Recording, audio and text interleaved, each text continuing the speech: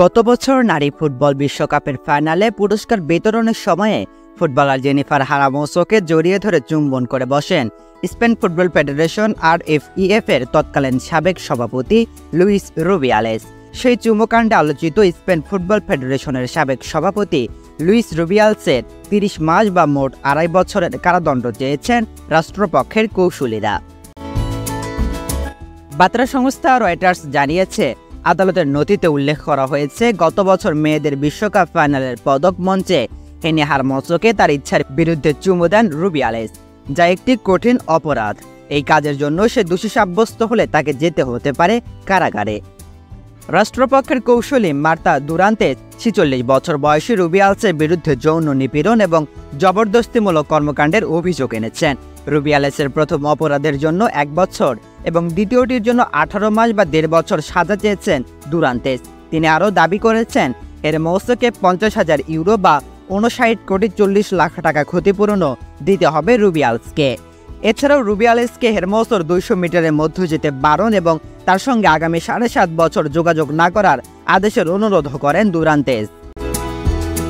এই সরকারি আইনজীবী স্পেন নারী দলকে বিশ্বকাপ জেতানো কোচ জর্জ ভিলদা, ফেডারেশনের বর্তমান ক্রীড়া পরিচালক আলবার্ট লুকি, ফেডারেশনের মার্কেটিং বিভাগের প্রধান রুবেন রিবেরার বিরুদ্ধে রুবিয়ালেসকে সমর্থন জানানো এই তিনজনেরও 18 মাস করে জেল হতে পারে। অভিযোগে বলা হয়েছে, এই 3 কর্মকর্তা এই কেস ধামাচাপা দিতে হেরমোসোকে কখনো সরাসরি, কখনো তার সতীর্থ খেলোয়াড়, বন্ধুবান্ধব এবং পরিবারের মাধ্যমে নির্বিচ্ছিন্ন এবং বারবার চাপ প্রয়োগ করে হয়রানি করেছিলেন। তাদের প্রত্যেকের জন্য 18 মাস কারাবাসের শাস্তি চেয়েছেন দুরান্তেস। এছাড়া হেরমোসোকে ক্ষতিপূরণ হিসেবে রুবিয়ালেস, ভিলদা, লুকি এবং রিভেরাকে যৌথভাবে আরও 50,000 ইউরো দিতে বলেছেন, টাকায় যা প্রায় 60 কোটি। তবে ভিলদা, লুকি ও রিভেরা আদালতে উপস্থিত হয়ে তাদের বিরুদ্ধে আনা সব অভিযোগ অস্বীকার করেছেন।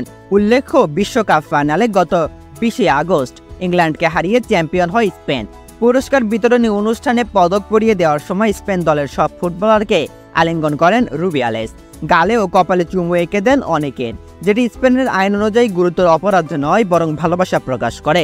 তবে ব্যতিক্রম ঘটে হেরমোসোর বেলায়। তিনি তাকে বেশ কিছুটা সময় আলিঙ্গনে জড়িয়ে রেখে পরে 2 হাত দিয়ে মাথা ধরে লিপ কিস করে বসেন।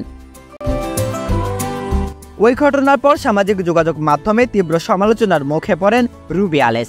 সমালোচনাকারীদের প্রথমে ইডিয়ট বলে মন্তব্য করেন তিনি।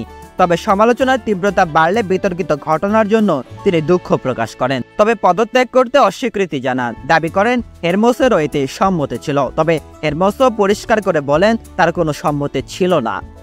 চাপের মুখে গত সেপ্টেম্বরে RFEF এর সভাপতির পদ থেকে সরে দাঁড়ান রুবিয়ালেস। হেরমোসো পরে রুবিয়ালসের বিরুদ্ধে ফৌজদারি অভিযোগ দায়ের করেন। ফিফা প্রাথমিকভাবে রুবিয়ালেসকে 90 দিনের সাময়িক নিষেধাজ্ঞা দিয়েছিল।